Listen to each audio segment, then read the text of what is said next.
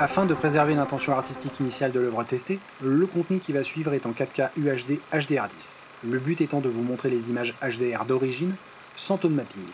Pour cela, vous devez regarder sur un système d'affichage et une application compatible HDR. Une version avec une meilleure compression est disponible en téléchargement sur le labo de Jay.com. Je vous invite à me suivre sur Twitter, Instagram et Facebook. Abonnez-vous, likez et partagez ce contenu s'il vous a plu. Cette vidéo vous est présentée par HD Land, installateur et intégrateur home cinéma sur Paris.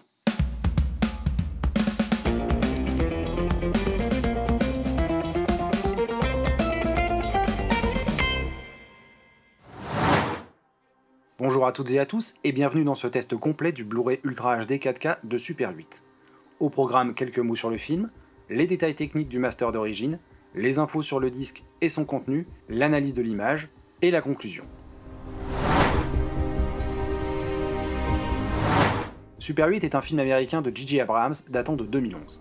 Alors je vais pas y aller par quatre chemins, j'adore ce film, c'est pour moi une véritable Madeleine de Proust. En le voyant pour la première fois lors de sa sortie, je me suis revu à 8 ans au cinéma avec mes parents quand je découvrais E.T. C'est pour moi l'un des meilleurs films de J.J. Abrams, à qui l'on doit notamment Mission Impossible 3, les deux premiers reboots de Star Trek, ainsi que Star Wars épisode 7 et 9.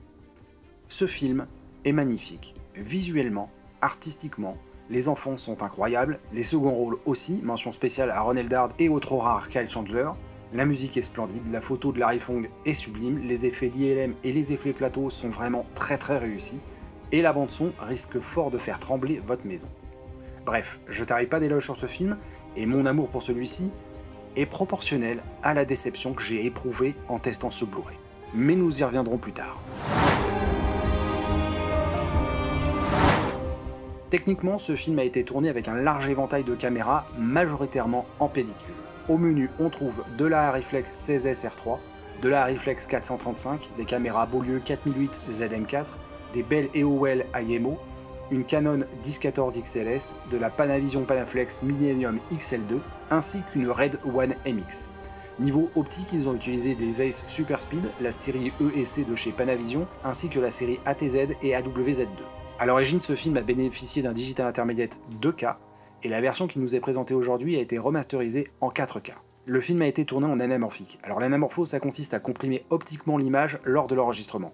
On va pouvoir enregistrer plus d'informations sur la pellicule, et lors de la projection, l'image sera déanamorphosée, permettant ainsi de délivrer une image beaucoup plus large. Les optiques employées ont pour particularité d'avoir des déformations assez importantes sur les côtés, et surtout de générer des aberrations lorsqu'une source lumineuse se trouve face à l'objectif. On appelle ça un lens flare. Et J.J. Abrams, il aime beaucoup les flares. Toutes ces lignes bleues que vous voyez sont des effets issus de la prise de vue. Un des éléments qui est caractéristique aussi de l'emploi des lentilles anamorphiques est la forme des points lumineux flous qu'on appelle des bokeh. En scope, ils sont ovales au lieu d'être ronds. Le ratio du scope a connu divers formats, 2.55 à son origine, puis 2.35 en 1957, avant d'être normalisé en 2.39 en 1970. Ce qui veut dire que sur une télé 16:9, quelle que soit sa définition, en 1.77 vous aurez la totalité de l'image, en 1.33 vous aurez des barres sur les côtés, en 1.85 des petites barres noires en haut et en bas de l'image, et en 2.35 ou en 2.39, voire en 2.40, vous aurez des barres noires beaucoup plus importantes. Ce film a été mixé en 7.1 et était disponible dans les cinémas en SDDS, Datasat ou Dolby Digital. Cette édition contient deux disques. Un disque 4K UHD comprenant le film en HDR10 en Dolby Vision, avec l'encodage en HEVC et en 10 bits. Et vous avez aussi l'édition standard en Blu-ray SDR. Concernant le contenu de cette édition 4K, on trouve dans la section audio strictement la même chose que dans la précédente édition. Ne cherchez pas un nouveau mixage Atmos, il n'y en a pas. On retrouve l'incroyable piste audio anglaise en Dolby True HD qui arrachera les murs de votre salon, une piste anglaise audio descriptive, et pour le reste, pas de mise à jour. On retrouve les pistes compressées en Dolby Digital en 5.1, en allemand, en espagnol, en français, en canadien, en italien, en japonais. Enfin, on trouvera les commentaires audio du réalisateur J.J. Abrams, du producteur Brian Burke et du directeur de la photographie Larry Fong. Concernant les sous-titres, on a l'anglais pour malentendants, de l'allemand, de l'espagnol, du français, du canadien, de l'italien, du japonais et du néerlandais. Dans la section bonus, on retrouve l'identique de ce qui était présent sur l'édition de 2011. Je précise aussi que l'interface graphique des menus est rigoureusement identique à ce qu'on avait sur les Blu-ray de 2011. Vous trouverez une série de reportages très détaillés sur les coulisses du film, un premier module général sur le tournage avec des interviews des principaux protagonistes, un module à la recherche des nouveaux visages montrant les auditions des jeunes comédiens, un module consacré au jeune Joey Courtney, un module redécouvrir une ville industrielle qui montre le travail de recherche sur les décors extérieurs, un module Il vit très détaillé consacré aux différentes étapes de la création de la créature, vous allez voir c'est absolument passionnant, un module consacré à la magnifique partition de Michael Giacchino, un petit module sympathique qui met en lumière les talents de magicien du chef opérateur Larry Fong, et un dernier module consacré au format et aux caméras Super 8. Vous avez ensuite un supplément sur la déconstruction de l'accident du train. Un module qui contient une somme hallucinante d'informations sur cette séquence. On y aborde tous les aspects de la pré-production à la post-production. Vous y trouverez un nombre conséquent de vidéos réparties sur cet organigramme. Rien ne vous sera épargné. Des pages de scénario, aux extraits de storyboard, à la prévise de la séquence, différents éléments de tournage, différents angles de caméra, des effets plateaux. On peut même voir au passage le système monté sur un rail qui fut utilisé pour détruire le décor, puis effacé par la suite pour être remplacé par un train numérique. C'est tout simplement prodigieux. Il est vrai que l'interface est un petit peu déroutante, mais je vous conseille vivement de passer du temps sur ce supplément parce que ça vaut de l'or. Enfin, vous aurez la possibilité de voir 14 scènes coupées et d'avoir accès au générique de ces bonus. Super 8 nous est présenté en HDR10 et Dolby Vision. L'édition précédente était déjà de très grande qualité, la compression oscille entre 30 et 100 Mbps par seconde, on a une très belle qualité et j'ai pas constaté de soucis de bending. On a un grain issu de la pellicule qui est encore assez présent. Alors est-ce que cette version HDR enterre l'édition précédente? Je suis plutôt très mitigé. Alors j'ai refait plusieurs fois mes tests, sur différentes platines, sur plusieurs télés, sur mes moniteurs en cas de doute, voire sur mon vidéoprojecteur, mais rien à faire, les résultats sont toujours les mêmes quelle que soit la méthode. L'image est globalement plus sombre, les noirs sont vraiment très enterrés, comme bien souvent d'ailleurs, mais là où j'ai un énorme souci avec cette édition, c'est avec les hautes lumières.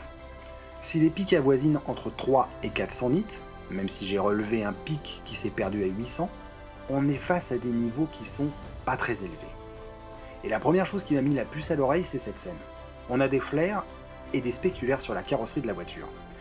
Théoriquement, ça devrait nous donner des valeurs assez élevées, et là, c'est pas le cas. Ça peut être un choix, même si c'est assez étonnant, mais là où ça me pose un souci, c'est que le signal est complètement écrasé. Vous voyez ici, on a une ligne, comme si le signal était limité, comme si on avait atteint un seuil. En HDR, on ne devrait pas atteindre un seuil de la sorte à 300 nits. Si on regarde la majorité des explosions de cette séquence, c'est pareil. Elles sont complètement clippées. Le signal est écrasé. C'est simple, il n'y a aucune info dans les hautes lumières. On a des grosses plaques blanches sans détail. C'est assez incompréhensible qu'on soit aussi bas en termes de valeur sur de telles scènes. Alors je ne mets pas en cause l'intention artistique. Comme je l'ai déjà évoqué dans ma vidéo Mythes et légendes sur le HDR, les artistes étalonnent comme ils veulent, avec les intensités qu'ils veulent. Mais avoir un signal clippé et écrasé à 300 nits en HDR sur la source, ça va totalement à l'encontre de ce que peut vous proposer cette technologie. Que votre télé soit pas capable d'afficher des hautes intensités, c'est une chose, mais qu'à la source on soit avec un signal complètement écrasé où il manque les 3/4 des infos dans les hautes lumières, il y a de quoi se poser des questions sur les sources qu'ils ont utilisées pour la restauration. Le détail, on devait l'avoir à l'origine. À moins que ça ait été perdu lors de la précédente masterisation, à moins que sur le tournage ça n'ait pas été enregistré, mais vu les caméras et les optiques employées, on devrait avoir de l'information en théorie. On peut se perdre en conjecture, mais il me semble difficile, voire impossible de savoir le pourquoi du comment.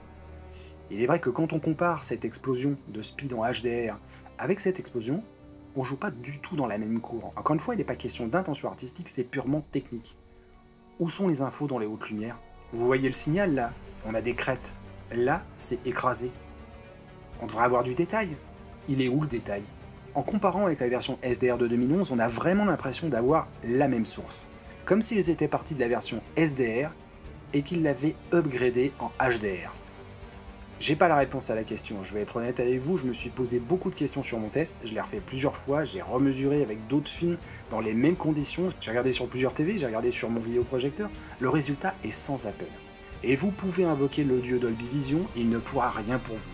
Dolby, c'est pas Harry Potter, quand il n'y a pas d'infos dans l'image, il n'y a pas d'infos dans l'image. Vous pourrez faire tout ce que vous voulez, mais contre ça, vous ne pouvez pas lutter.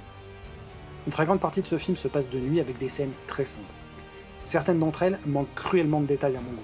Pourtant l'info est présente. Si on regarde l'image flat, c'est-à-dire sans la courbe PQ appliquée, on voit qu'il y a de la matière. Et là pour le coup, c'est un choix assumé, je suppose. En termes de détails, là encore, on n'a pas un gap entre les deux éditions. Alors c'est propre, hein, c'est assez précis, mais il n'y a rien de chirurgical. Après, je doute pas un seul instant que certaines TV vont augmenter la netteté, mais si on regarde le signal d'origine sans post-process, le gain n'est pas faramineux.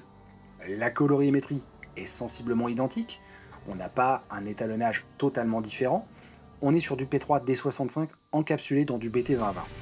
On a un peu plus de richesse dans les tons rangés, mais pour le reste, cela reste sensiblement identique à la précédente édition.